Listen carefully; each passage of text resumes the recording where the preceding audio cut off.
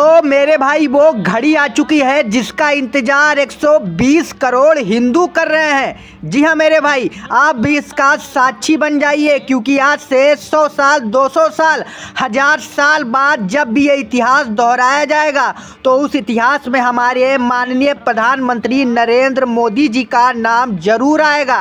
Video में आप देख सकते हैं कि कितना बहुमूल्य पल, यानी कि हमारे मोदी जी हाथ में पूजा की थाली लेते हुए मंदिर के अंदर प्रवेश कर चुके हैं। और मेरे भाई बने रहिए इस वीडियो में, क्योंकि आप अब वो देखने वाले हैं जिसका इंतजार बहुत लोग, बहुत हिंदू कर रहे हैं। जी हाँ मेरे भाई, देखिए कितनी पब्लिक यहाँ पे मोदी जी को देख रही है। और साथ में हमारे पावर स्टार पवन सिंह भी बहुत जल्द यहाँ पे मंदिर में आने वाले हैं और कुछ ही समय में पूजा स्टार्ट होने वाली है। जैसे ही पूजा स्टार्ट होगी वैसे ही हमारे